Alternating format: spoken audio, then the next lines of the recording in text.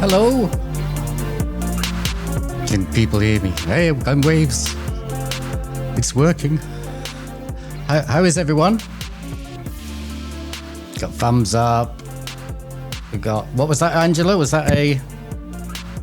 That was a... Don't ask, why are you asking me? Because I'm a psychologist, that's why I'm asking you. Okay. It's lovely. So we got Melanie. Sorry, Angela, I'm picking on you. You'll never express yourself ever again, will you? So Melanie, hello. Angela, hello. Elisa, Matthew, Brianna, Yvonne, Chloe, Kelly, hello. Welcome, everyone. It's absolutely lovely to see you. Let's get rid of that music. It's lovely to see everyone. Can you believe we're in week 7? Isn't that shocking? It's week 7 already. Okay, so let's get going. I've just got a little bit of news just to start us off. So let me just show you that quickly. It's just there's been a couple of new videos have gone up, and it's nothing to worry about. Like if you've watched this week, there's a couple of videos on Milgram. If you've watched the first video on Milgram, don't worry. You don't have to watch the new one. The content is just the same. I've just updated some of the graphics. And largely because, I don't know if I should tell you this. We're being recorded. Oh, what the hell. So among the complaints I received last year, and Melanie, I know, it's unbelievable, isn't it? Someone as sweet as me could get... You're actually probably thinking, yeah, I must remember to put in my complaint. Among the complaints, maybe spurned a little bit by what happens next week, which is attacking Jordan Peterson, because Jordan Peterson has a very cult-like following. So when you attack him, you get it in the neck. If you look at my YouTube channel, you'll see some of the comments about how stupid I am for saying what I said. So it does... Who knows? But some of the anonymous complaints came in saying the videos are now out of date, and they are out of date. I do need to update them. It takes me ages to update them, but I've just updated that one for Milgram for this week. And next week there's not next week, I think a couple of weeks on this video on social support. It's the same thing. I've just updated the animation in the video, but the content's the same. So I'm slowly sort of updating things as I go along, as I'm hopefully improving with my audio and video that I'm unnaturally obsessed by. Okay, so that said, let's go straight in, I think, to our rules for today. I know you know this stuff, if you've been here before. I think most people have been here before. But there we go, they go up anyway. So, and I'll post them in chat. Oh, maybe I'll post them in chat. Oh, it doesn't want me to post in chat. Anyway, you know them, don't you? So, oh, there we go. Fantastic. That was a waste of time, wasn't it? So cameras on. You have your cameras on. Your role, talk and listen, be engaged. My role, facilitate, listen, try not to talk. I think I did okay last week. Try not to talk, keep us to time. I'll try and keep this introduction short as well to give you more time to talk, because I think I went on a little bit last time round. And we're recording this stuff just for students who can't make it today, so we can set them up for their activity if they want to do their activity with some other classmates. But you're not getting recorded, it's just me getting recorded. But anything that happens in chat when I'm in this scene should appear. Oh, obviously not working today. Okay, nothing in chat. Just looking, whoever's watching this recording. Oh God, look what someone just wrote. Oh, what a shame you can't see it. Never mind. Okay, so yeah, chat's not appearing, but I'm recording it, but you're not getting recorded. Your working group, not small breakout rooms aren't getting recorded. It's only this bit gets recorded for the intro. And if I remember to turn the recording on for our meeting up after the breakout rooms are finished, then I'll record that bit as well. And if you speak up, of course, then your voice gets recorded. Okay, so those were the rules. Let's get back to that. And the agenda for today, it's a kind of just a summary of it here. And in chat, It's going up in chat along with a link to Google Sheets, because we're going to use Google Sheets again today, but we're not going to do the looking for images and stuff. I'll explain that in just a second. So this week is all about social influence. We're starting to focus more fully on the topic of social power, and that's key for assessment 3. So this will help us towards that assessment. But today also, I mean, obviously it will help you towards assessment 2, the diary, and I've picked out a question that will help you with that diary exercise as well. So what we've got is 3 criteria really that we're kind of covering. So for assessment 2, it's the analyze and interrogate. So those 2 parts of assessment 2 that you do for the diary. And for assessment 3, what we're going to start focusing on is the recognize category. Let me just explain that by going back to that Moodle page. So here in Moodle, let me get rid of me because I'm in the way. So in Moodle, if you click on the Google Sheets link, which is in chat, but it's also here down in week 7 under attend. You've got milligram activity. So if you click that, and then you should get to the sheet. If someone can't see it or can't get to Google, give me a little wave. Okay, we're all good. So let me just talk you through that, and I'll get to those bits of the interrogate for assessment 2. Oh, sorry, interrogate for assessment 2, analyze and recognize for assessment 3. I think I got that right. So Milgram experiment. This is what we're focusing on today because this gives us a good way of thinking about social power for lots of different reasons. So this is what we're going to do. We're going to focus on 2 sort of key questions.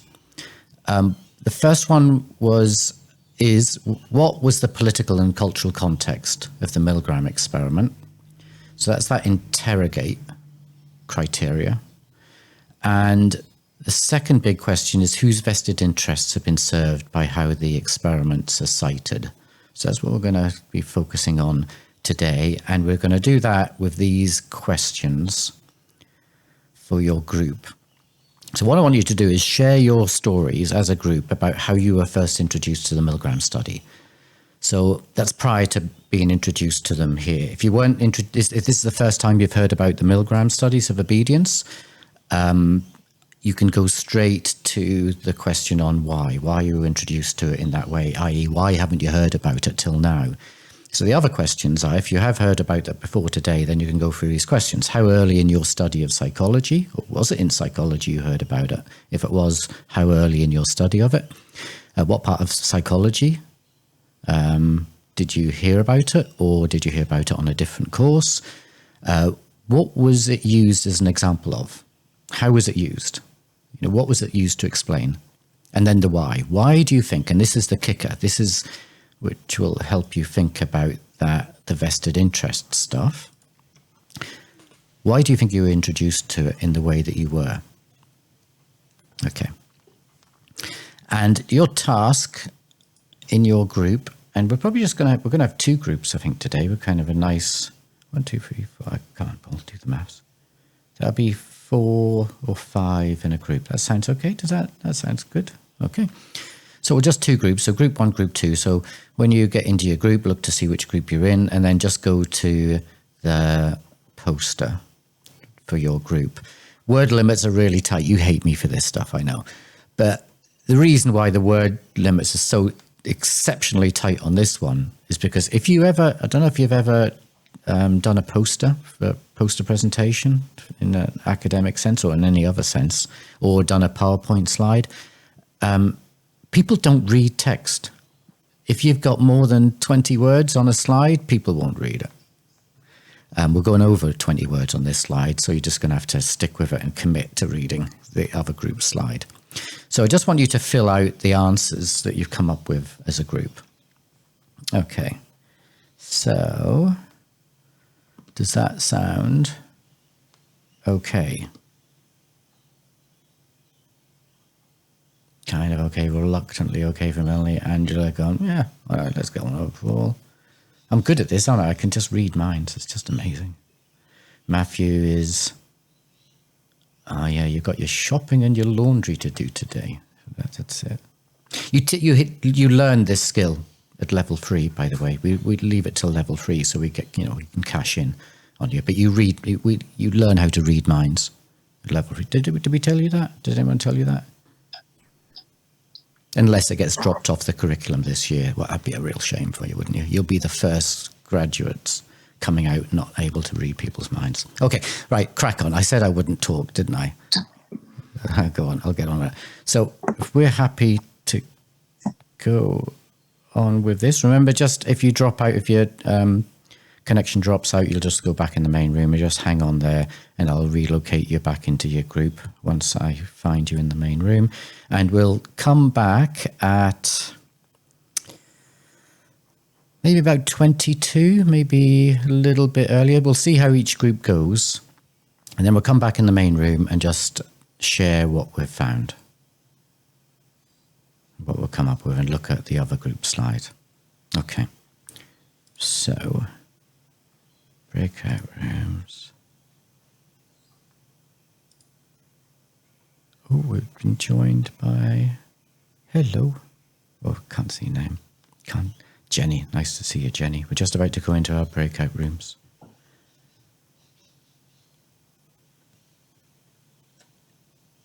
Right, 2 groups. Here we go. So I'll leave you. I won't jump in because I always jump in straight away for group 1, which terrifies them because they've only just landed in the work group. I'll give you a couple of minutes and then I'll come into your group. And as the usual, I'll just lurk there like some sort of predator, sort of quietly judging you. And then I'll disappear without warning. Here we go. So I'll see you shortly.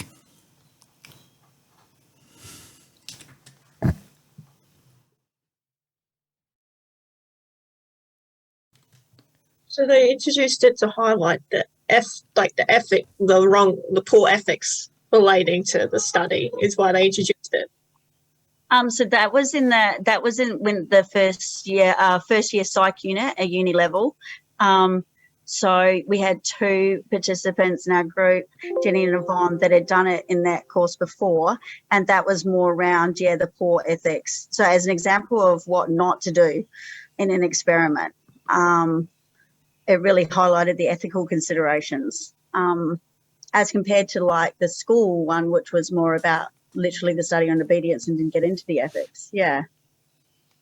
So I think Kelly was talking about how when it was back in the school one, it was like how far people, as we've written at the bottom about, basically how far they'll go in obeying an authority figure if you've got those right conditions there.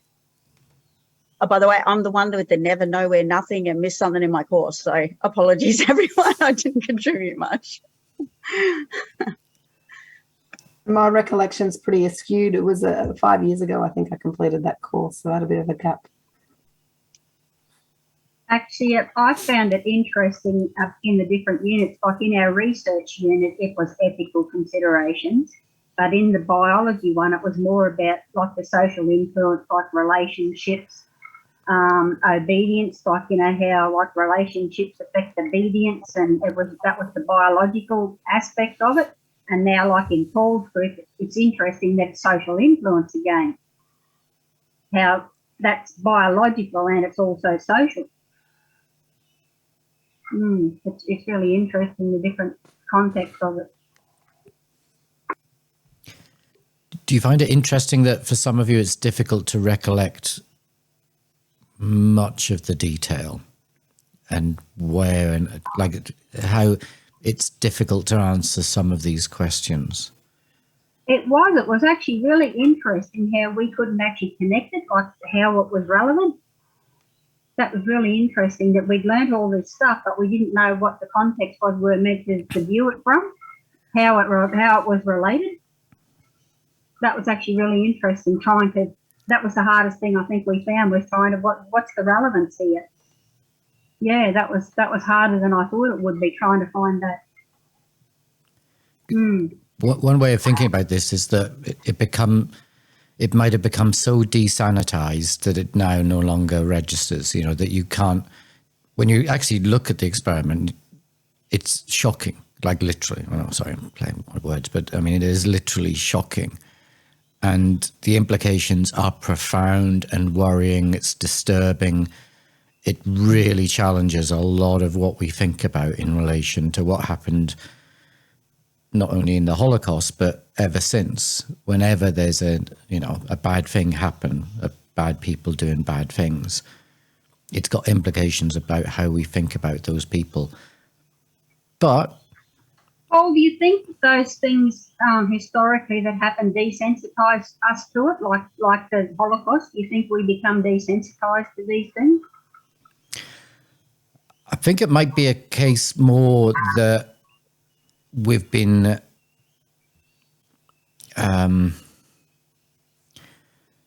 encouraged not to think about it too much. I don't think we're desensitized. Like if you watch any of these, the Schindler's List or Shoah, I mean, it's hard to come out of those films without a sense of profound, hurt and all the rest. I don't think we're desensitized. I think we're distracted. And my argument is a critical perspective. It's an argument is that someone or some group of people have been distracting us from what Milgram did in various ways that appear to have, if that's the case, it's been a very effective strategy because a lot of us can't remember much about that experiment. I totally agree. And as you're talking, Paul, have thought this was presented to me in, a logical thought process of this is how you conduct your research. This is what needs to be done. I kind of went, oh, yes, okay, along with all the research methods and all the other things, I'll get to that tick. I'll park that information for when I need to write it. It wasn't overly relevant, didn't provoke a lot of emotion because I was thinking about how I had to write my assessments. Whereas when I read through this time 5 years later, I will never forget reading it this time. I feel like I will remember it a lot longer. It had a real emotional impact on me. And then I could kind of branch that off and think more critically about how this applies in the world today. So there was a lot more like branches of my brain that were fired by reading it this time and a lot more emotions that were fired. So I kind of felt it in my body as well as heard it in my head. It's interesting, isn't it? It's difficult to feel that emotional engagement with a discussion on methodology. And we're obsessed in psychology. We've got this problem called methodology, that we're just obsessed by method. And if you think about how, well, you won't have seen it perhaps. Oh, Melanie, sorry, your battery's running low. I hope you get through the day. We will finish in about couple of minutes. So, and I'm recording this bit, so you can ignore it in multiple formats. But we are obsessed with method. It's interesting with assessment one. A lot of people, you might not know this unless you're, talking to each other, but a lot of people focused on method. A lot of people bashed the Rosenhan study because it was methodologically problematic, and it's the first thing they went for.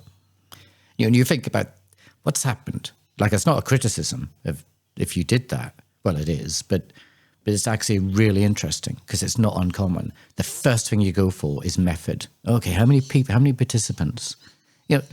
Not the actual thing he did and found, and not the argument, but it's method, and it's the technical aspects of the method. It's almost like you're the equivalent of looking at the gas chambers in the Holocaust and saying, did they do that more than once just to check it was effective the second time? Or have they tried that on more people other than Jews? Do they find it's just Jews who die in these gas chambers, or is it also effective to work on other groups? It's like a method, it's saying, is this generalized? Are their findings generalizable? It's odd, and it takes you away from the political significance of the work and the arguments being put forward.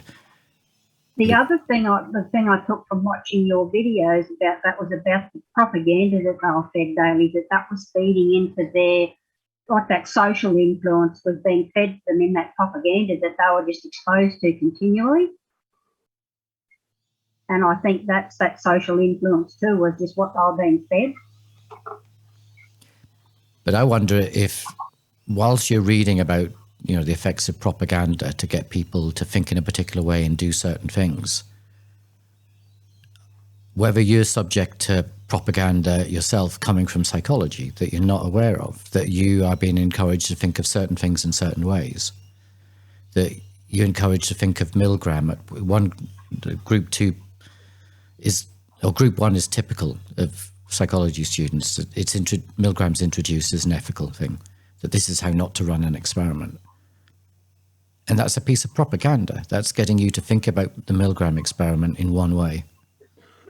Is ethics, the ethical problematic nature of what he did, rather than the other way, which is, oh my God, he points to how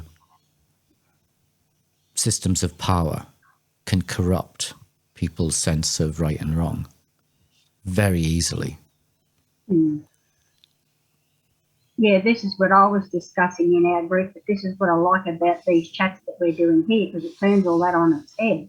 And it makes you critically think about, what do I believe? Like, this is, why is this so? Like, you have to question things, like, and continually keep questioning things. Like, you don't have to just believe what everyone generally believes. Like, we have to form opinions and develop our own ideas. That's what I love about these discussions, but it does that. It challenges us to think differently. But look at the forums, and not only this unit and all your units, if people use them. Look at the discussions that are happening in that broader class level. Look at the questions people ask about the materials they're presented with. And great microphone technique. Takes years of training this.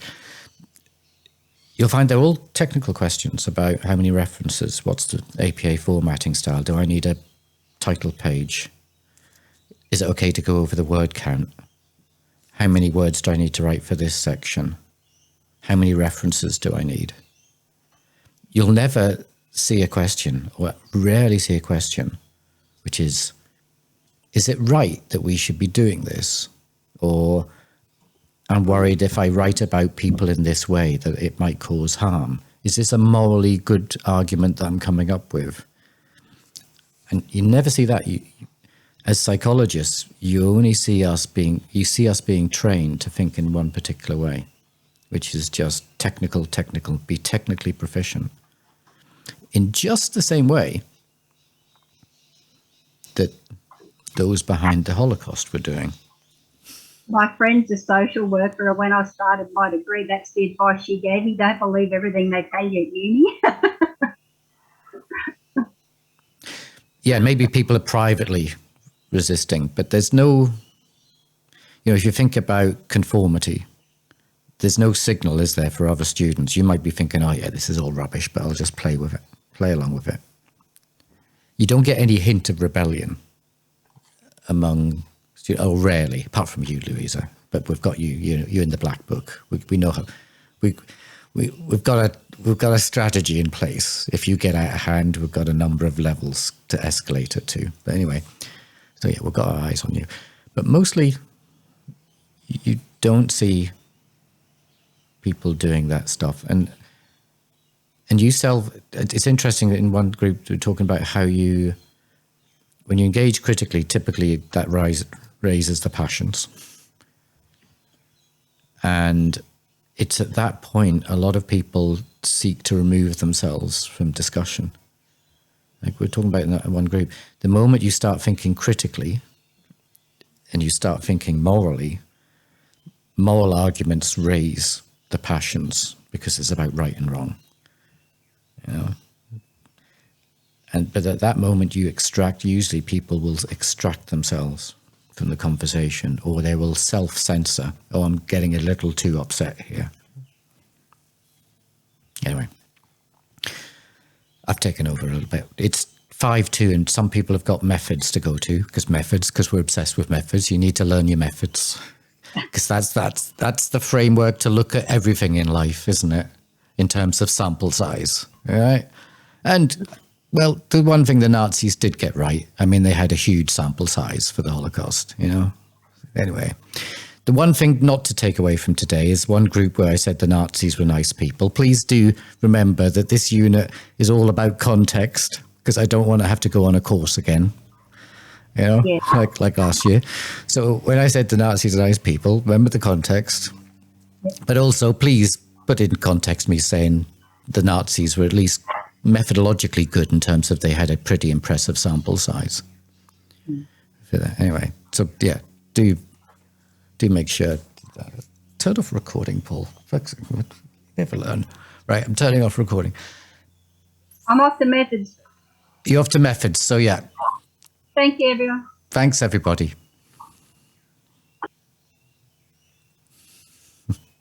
Bye. I can hang on for 5 or 10 minutes, but we're still recording. But just in case people, because I started talking too much and you lost room to talk. Angela, good to see you. Bye-bye. Actually, that's pretty cool, Paul. If you're around for just a minute or two, because like I just needed to get it out there, because like we were talking about with the critical thinking and the passion, I sort of got very, very passionate about the subject. And like Jenny and I were joking about, we've been inundating our husbands with all of the stuff about this studies over the last week or so. But I found it fascinating, that idea that somehow like a lot of the critics of the Milgram study, but also how people were trying to understand the Holocaust, they really wanted to go with the fact that, like you were talking about in your tutorial, evil people do evil things. So it's that it's not society's fault, it's the individual's fault.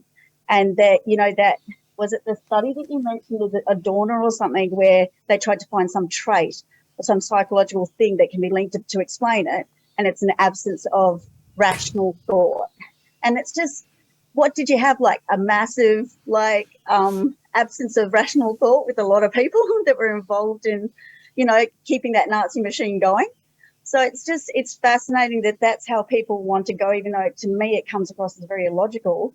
That's the way sort of society wanted to sort of understand the Holocaust, instead of going, hey, there's a problem here that, you know, that we need to look at more in depth, that people do obey authority. If you set up the conditions right, then they will obey. I mean, I was so shocked by those figures of 65%. That just blew my mind. I was like, oh my God, I'd never do that. But then you go, well, why did 65% do it?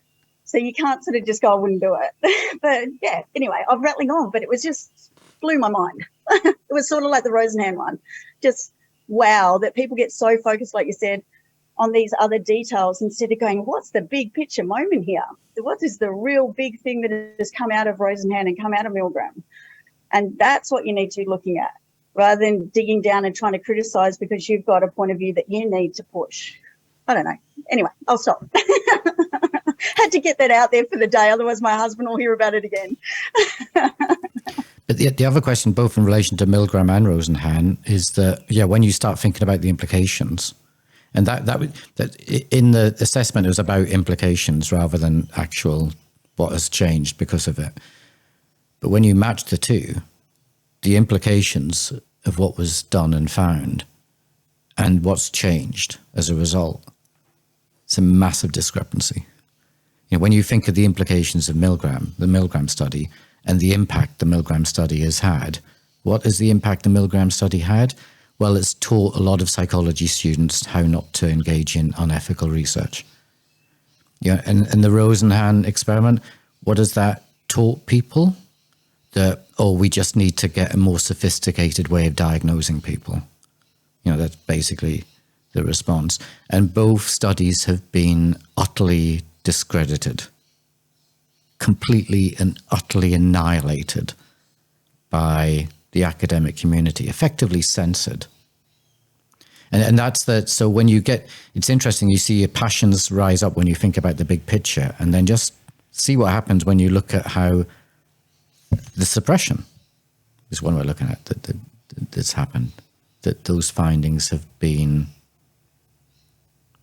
yeah, we've been distracted from them, or they've been hidden, or they've been pushed away, and we've been told to think about these things in a different way. Because, hey, method is everything, isn't it? If the method is bad, it doesn't matter. It doesn't matter what was found. Bad method. It's a really scary topic. it really is when you apply it to real world scenarios, especially given the current climate of the world that we're living in now. It's so applicable to so many areas. Yeah. Yeah. And it's weird. It can actually help you. It's a thing that can actually help us bind us together with others. Like when you see someone coming out with a terrible, terrible argument, really filthy, disgusting argument, and you just can't comprehend how someone could actually say such a thing. But this gives us a frame of reference for that. It enables us to see the humanity in people and understand that something is happening to them, that's leading them to act and behave in that way, that they're not. It stops us rejecting people as evil people, but understanding people are caught up in really evil systems that are vandalizing their, moral perspective. So it actually is, it's a way of breaking down barriers between groups. But it's very effective us to think, if you're right wing, to think of the left as, evil, and the left to think of the right wing as evil. We only had left and right since about 1800s. We had other things before then. Or thinking about, someone who's committed a murder as an evil person. It's when we understand that a lot of behavior, most of behavior, maybe it'd be interesting if that was covered in biological, but most behavior is determined by our social context. Most of our behavior, practically all of it, it's meaningless, the amount of behavior that isn't learned, socially learned, but our behavior is socially learned. And we're not inherently evil, not inherently good. But, yeah, go get it on. I just have a random question. What, in the case of Russia and UK, what if the Russian army or soldiers, didn't obey Sputnik? Would it, what do you call it? Will it prove Milgram experiment wrong? The Milgram experiment wrong? It would, it's a very salient example, isn't it, of what's happening right now in Ukraine. And I think that the Milgram shows that, there are things, we're not just, certain conditions will weaken systems of authority. And it's a whole load of things. It's not taking the person out of this. We do have extraordinarily courageous people who speak up and against authority. But there are certain conditions where people are more likely to speak up against authority. And that can often happen when the person who's being harmed is so close to you, in terms of there's no physical distance between you and them, that you cannot avoid thinking about the morality of your actions. So you see a lot of conscripts, like the Russian conscripts, a lot of them are defecting and it'll happen in the ground troops. So it won't happen, with the people flying the drones, because they're largely immune to the effects of what they're doing. But you do see this in ground troops. You see it in interesting ways. You see it even with people who follow authority, you see the damage that's caused to them. So how more soldiers commit suicide. The ground troops commit suicide in like the Vietnam War, in Afghanistan, Iraq. We've had more deaths in soldiers from suicide than killed in battle. And it's because they were confronted with the moral dilemma of what they were doing, obeying a system of authority and being, so damaged in that process. The people who stand up against it, it's not, I don't think, discrediting what Milgram said, but just showing that it is possible to resist authority, but certain conditions need to be in place. One, no social distance between you and the actor. Also, you not being the only one who's got questions about authority. Challenging the power of the authority figure being diminished, which power is very fragile. The moment you see, the general with their pants down, you stop following their orders, So it's complex. I think it doesn't discredit what Milgram does, but it just asks us to think about the conditions whereby someone is able to disobey an order, which is over and above their personal qualities.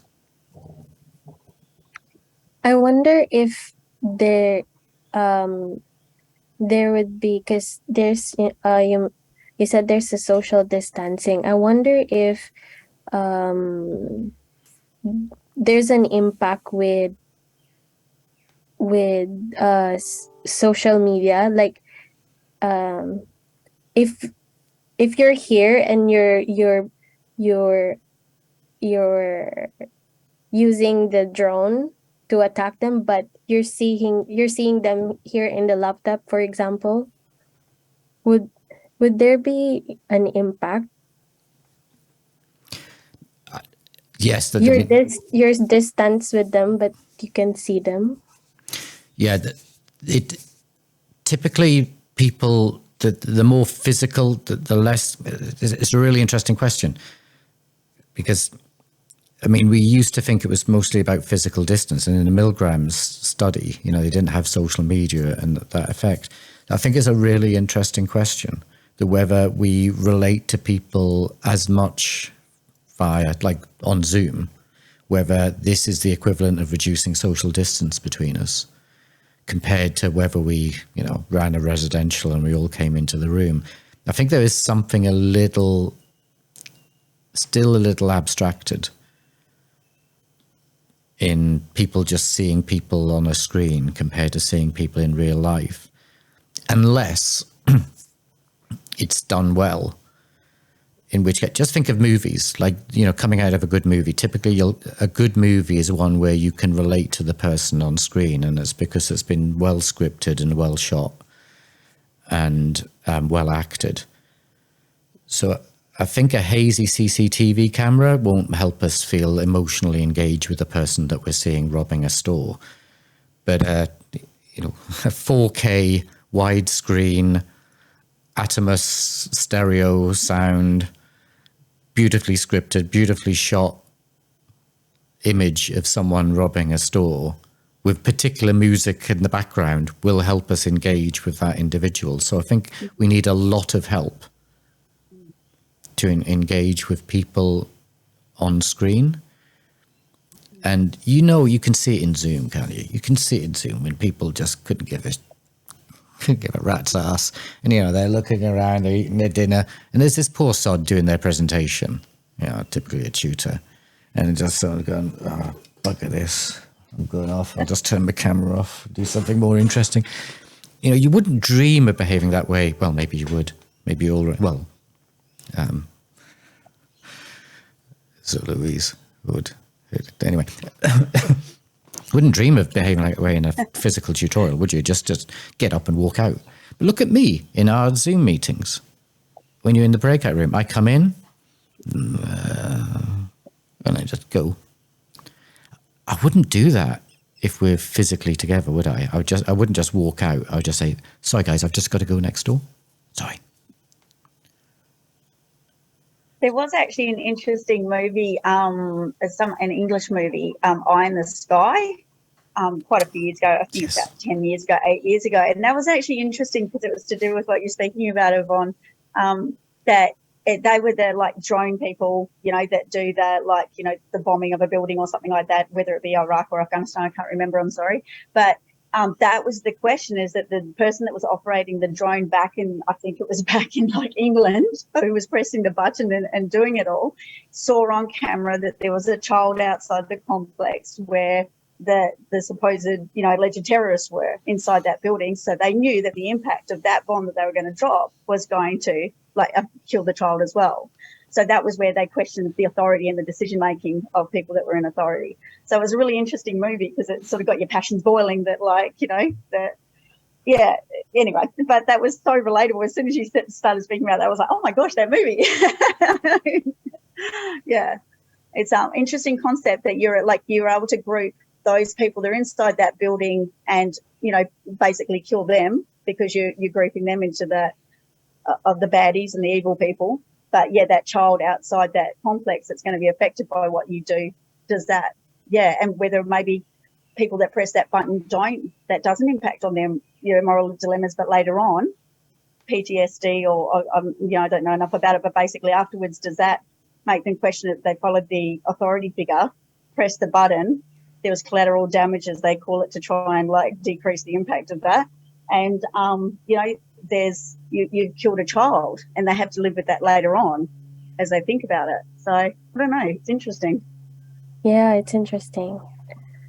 Gonna have to watch it. Yeah, it's a good movie. It's a really good movie, and it does raise all of those moral questions that you've said. And it's pure Milgram.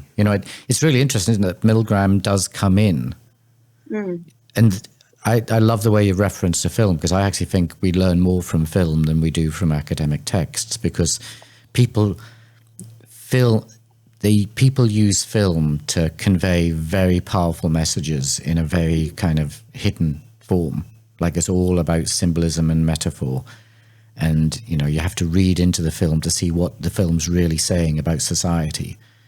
We don't really do that in psychology, do we? We don't have those hidden, I haven't come across them, someone like their hidden message about actually overthrowing the government. But that's all, in film, they big political, moral questions that,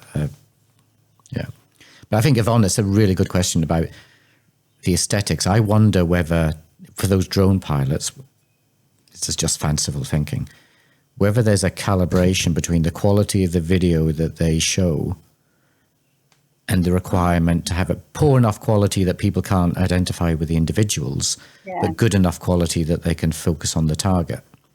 You wonder, don't you? Because we know that there's an aesthetic that portraying people in a particular way with particular lighting makes us think about them in a particular way. We see it in film.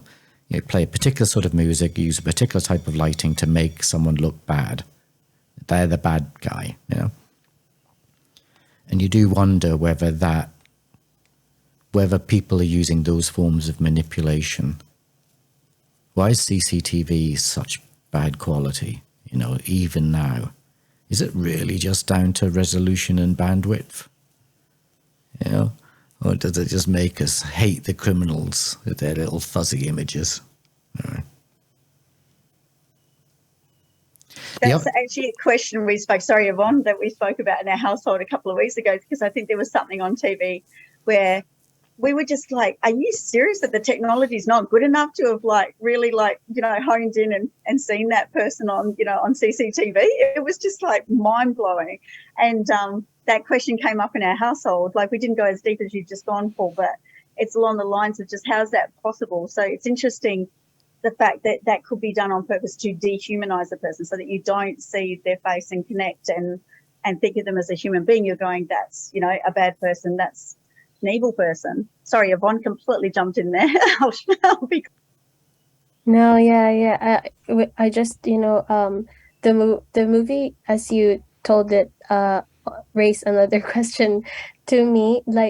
What if the Milgram experiment was done again? But what if they use, because in the Milgram experiment, they used the learner, right? The learner as saying that he has some heart problem. And what if they use a child as a learner, but he didn't say anything? He doesn't have any... Wow, you're pushing the ethical boundaries here. What have you learned? It didn't go far enough. I love that notion, but it raises that question, doesn't it? One thing they would never do it. They would never do it. They would never do the Milgram. Well, they did the prisoner Zimbardo experiment again, and the person who ran that got into sort of trouble for running that again. The prisoner one, anyway, where people, prisoners and inmates, and then found that, the prisoners started anyway. It's off topic, but they say we'll never do the obedience studies again because of the ethics. The way that we're told ethics is there to protect people so that we do no harm. But you wonder the effect of it. One of the key things with ethics, and you'll see this if you go on to do research, you have to go through an ethics committee. Basically, they'll identify certain people as high risk, which are disabled people, First Nations people, Indigenous people, actually gay people, children, elders if they're believed to be frail. Basically, disempowered, marginalized people are largely excluded from research due to ethical concerns, which is an effective way of not hearing from them, isn't it? It's saying, you're so fragile that we won't ask you any questions and we won't involve you in our research because the potential for us doing you harm is so great that we couldn't bear it. So there's a question whether ethics operates to silence certain voices that we'd be uncomfortable hearing from. That you'll find it very difficult involving disabled people in your research, for example, in your early career, because people just say you're too inexperienced to be able to protect them. And yeah, maybe ethics has a function to ensure we don't ask certain things of certain people or listen to certain groups. Okay, I've screwed your heads now. Sorry.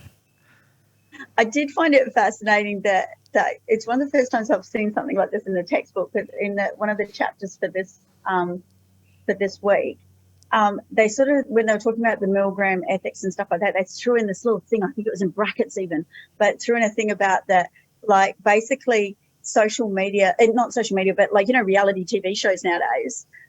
The amount of stress and humiliation and the impact on those contestants in those shows that is like just showing it'll never disappear either. Like it's always going to be there. It's out there. And yet, the criticism of the Milgram ethics, it's just interesting that's for entertainment. Like literally, like the Milgram thing came up with something really, really powerful about society and authority, yet, reality TV is just for our entertainment. We just sit there in our house watching people get stressed and humiliated. I mean, it's just, it's ridiculous. I found that really cool that was in the textbook for psychology because, I didn't expect it. Yeah. And maybe something about how we're so unprepared to think seriously about people doing bad things that we only permit ourselves a rather superficial understanding, and we don't think it's problematic putting people in a position where they end up doing something bad. That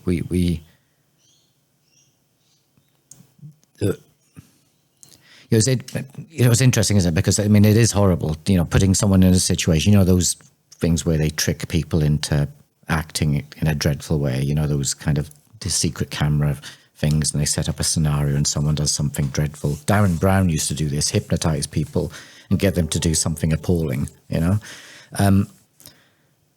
we feel really queasy about that, but maybe we're feeling queasy.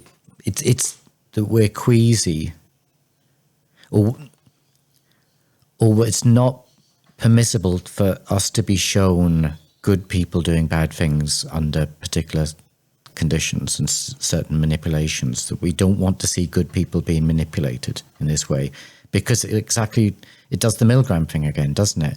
It unsettles us thinking, I could do something like that. I could go into a supermarket and shout out a lot of racist abuse. I could end up doing that if I was manipulated in this way. And it's a horrible thing to think about. We can't accept it. We don't want to even think about that. The government don't want us to think about that. We don't want to think about that, so no one thinks about that. Instead, we just think about how, bad genetically deformed people become criminals and do horrible things and they're born evil and all the rest of it. I don't know if it's just my different thinking. I've always, as long as I've known, I've always thought I'd look at what happens and go, I'm capable, any of us are capable of doing that under the right conditions. Could be I've been in human services for 15 years, so that probably is the result of my my career too. But, I really think, you see these awful things happen and I kind of go, what happened to that person for that action to have happened? And, if I was in that corner, maybe I would do that. It wouldn't be my choice. It's not what I want to do. But yeah, I certainly do allow those thoughts constantly. And it's good, isn't it? I mean, it might be a sign of, psychological illness. Probably. But yeah, I think it's probably 90%. Right, Melanie yeah. talks enough now. I need to go. Yeah, I think you need professional help here. But, I get plenty of that. Don't worry, Paul. but That's why we're all here, isn't it? that's why we're here. Yeah, we're here to self-medicate. Exactly. That's right. But it is, I mean, it makes you, if more people felt like that and thought like that, they'd be much more careful in what they did in life, wouldn't they? We'd be much safer practitioners if we were aware of how badly we could stuff up and how badly we could behave. Oh, absolutely. But most of us seem to assume that, the sun shines out of our arse, don't we? That we're the good people. That thing about everyone narrates themselves as the hero in their own stories. We're all the hero in our stories. We're never the bad guy in our own stories. Even the bad guys don't, they think they're the hero in their story. So we all narrate ourselves as the good guys. And it's having that switch, isn't it? It's having that switch and just think, there's this lovely clip, I don't know if it's in one of the videos, where there's it's a comedy sketch with these two Nazi soldiers sitting together asking the question, do you think we're the bad guys? No. I said, but what about the skull and crossbones on our helmets? No, we're not. And it's a really interesting thing, but it's exactly that. And I think that's that question that you're asking yourself that, this unit's encouraging us to ask, is to consider, are we the bad one? Are we the bad guys? Not only are we capable of doing harm, but are we actually doing harm right now? Are we actually the bad people right now? Because I guarantee you the bad people aren't thinking they're the bad people. So... And you just brought light to, I had a friend who's also a therapist who said people go into studying psychology because they're messed up, or they go into psychology and realize that they're messed up. It's only going to be one of the two. Yeah. Or the only way they can feel good about themselves is to try and find other people more messed up than them. Perfect. That's a third one. Thanks, clients. Paul. You managed my list. That's why I enjoy these tutorials so much. I come out feeling so much better about myself. But we all do. That's the worry, isn't it? That we're all thinking, God, I'm not as bad as them, and they're thinking the same. But it's. I think this is at the heart of the question. It's that thing. The thing that Milgram has taught us, or should be teaching us as professionals, is that we can just do horrible things without even knowing it. And think about how many people do these horrible things. We've got people. Working in the arms industry, they're building, the weapons of mass destruction. But they're completely morally insulated from what they're doing. And maybe we're involved in that same sort of technology, that we're getting poor people into our counselling sessions, telling them to think more positively about the world and stop being so depressed, and maybe talk themselves into happiness. And which is guaranteeing them an early death because they just go back to their toxic social environments and violent communities where they don't stand a chance. But we've just kind of given them a kind of, stripped them of any ability to escape, really. Just say, just be happy with your lot. We'll be the guys persuading the people to go into the gas chambers, won't we? Saying, go on. Not that bad. It'd be nice to feel clean. On you go. Anyway, on that positive note, should let you go because you've probably got lots of really dreadful things to be doing in the world, particularly you, Jenny, working in Terrible. Is it human resources, did you say?